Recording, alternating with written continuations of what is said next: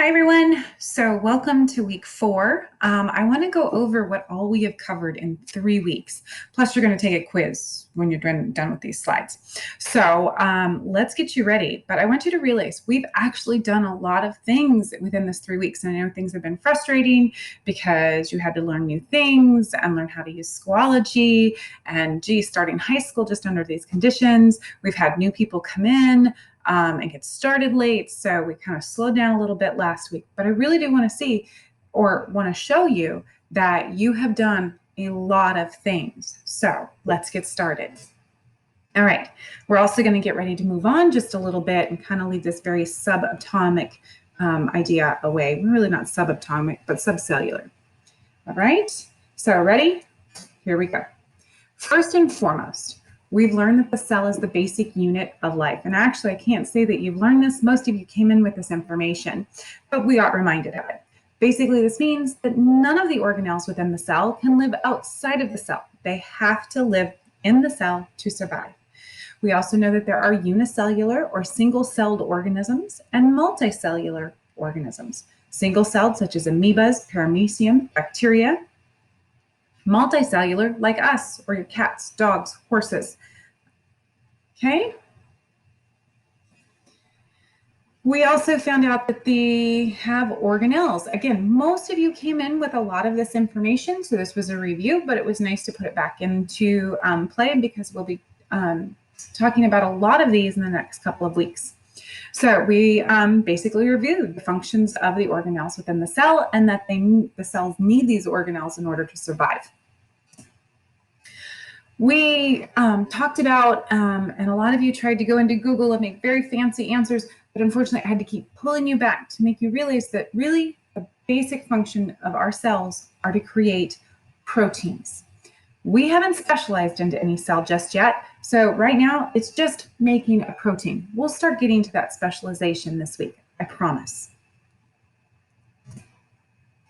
We know that these proteins are made by protein synthesis. The 2 steps, transcription in the nucleus, where a copy of the DNA code for a protein is made, and then it leaves the nucleus, finds a ribosome where translation will happen, and amino acids will be bonded together, and we will create a protein. And again, that happens at the ribosome, outside of the nucleus, inside the cytoplasm. Okay, we also learned that proteins are coded for by DNA. So DNA is the master code. It is the master recipe for how a protein is made. And proteins are made up of these little subunits called amino acids, and they bond together to create a very specific protein, which creates a very specific shape to perform a very specific function. Okay, then, well, actually, we started with this. Viruses are a little bit of a problem. They're not considered alive because they cannot reproduce. They have to have a host cell to do this. So they invade a host cell, take over that whole function of protein synthesis within our cells, and make our cells make viral proteins or new viruses until it can't do it anymore and it eventually dies. So remember, viruses cannot reproduce themselves. They have to have our cells as a host, and they take over that protein synthesis function and create new viruses.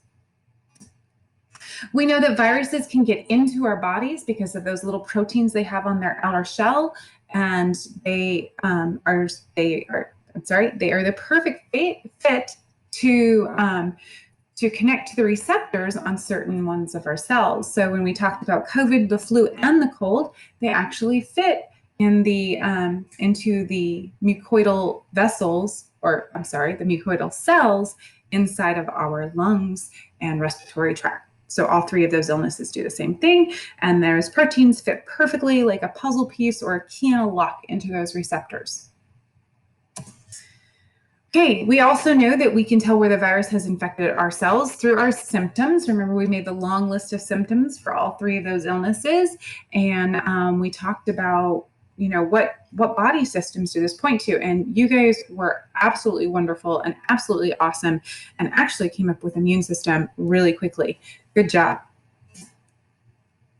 Okay, we discovered that our symptoms are not caused by the virus, but it is caused by our immune system fighting the infection off. We are feeling sick because our body is fighting the infection.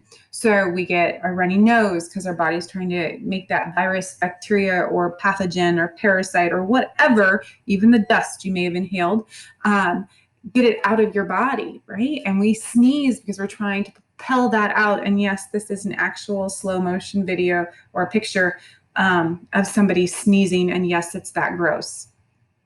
Okay. And so our mucus traps it, like, and this is a micrograph or a picture through a microscope of mucus with trapped, it looks like cocci, which are round bacteria. Okay. We even talked about how swelling will happen. And I think it was period 3, we actually discussed the possibility of why some trainers are not using ice as much anymore. Anyway, okay. And last but not least, you were supposed to do some reading that talked about all these body systems working together to create an organism. And we kind of we honed in on the way that the immune system supports the respiratory system and the way the respiratory system supports the immune system, since that's what we covered. So it is now your turn. Go and take the quiz. It's multiple choice and true false. You can take it up to 5 times. You must get 100%. Use your notes if you need it. But I will see you on Tuesday or Wednesday.